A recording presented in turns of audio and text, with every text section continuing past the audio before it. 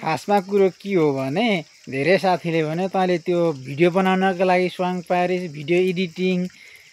यत्रो कुरो बित्छ हामी पनि घाँस काटेको हो हामी पनि गाउँघरमा हिँडेको मान्छे पनि धेरैले भन्नुभयो तर खासमा कुरो के हो भने वास्तविकता के हो भने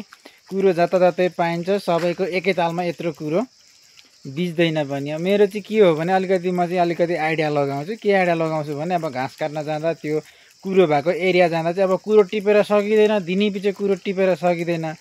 अनि त्यो घाँस काट्न जाँदा या त्यहाँ कुनै काम परेर जाँदाखेरि त्यो बेला चाहिँ म एउटै लुगा लाउँछु कि अनि त्यो ठ्याक्क त्यो काम पर्दा जाँदा यो कुरो नटिप्ने जति बिच्छ छोडिदिने नडरा होइन गराम गुरुम हिँडिदिने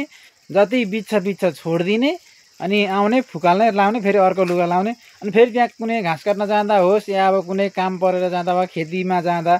जहाँसुकै जाँदा पनि अनि फेरि त्यही कपडा लगाउने अनि जाने त्यस कारणले चाहिँ गर्दा यत्रो बाक्लो कुरो भएको अब यो कुरो टिपेर सकिँदैन अनि म चाहिँ त्यसो गरेर चाहिँ यत्रो बिना कुरो भएको मलाई धेरै साथीहरूले भन्नुभयो यत्रो कुरो चाहिँ बिच्दैन थियो तैँले स्वाङ पारिस स्टाइल देखाइस् भन्नुभयो तर अब उहाँहरूको सोचाइ पनि ठिकै हो तर अलि मेरो उहाँहरूको सोचाइ पनि ठिकै हो तर मेरो उहाँहरूको सोचाइभन्दा चाहिँ धेरै फरकको कुरा रह्यो नि त होइन म चाहिँ अब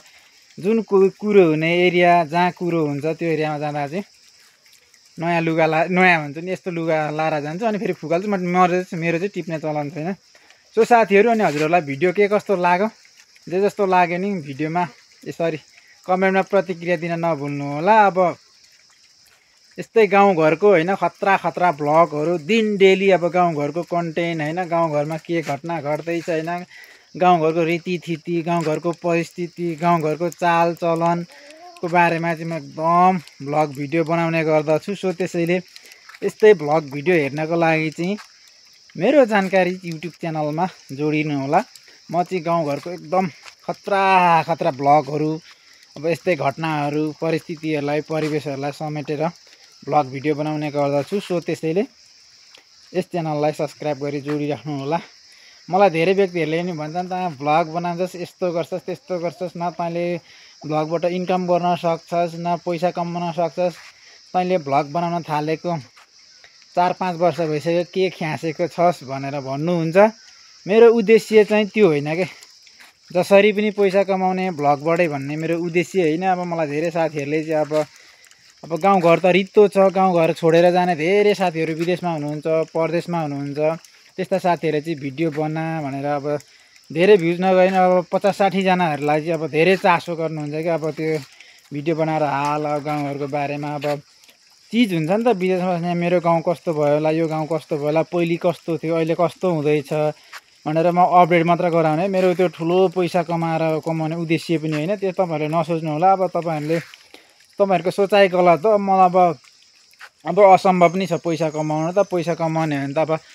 4-5 वर्ष भइसक्यो इन्कम भइसक्यो र पनि अब मैले भिडियो बनाउनुको कारण चाहिँ अब साथीहरूको माया ममता होइन अब विदेशमा बस्ने साथीहरूले गुनासो गर्नुहुन्छ तँलाई पैसै बरु हामी हालिदिउँला क्या खातामा हालिदिउँला भिडियो चाहिँ बना न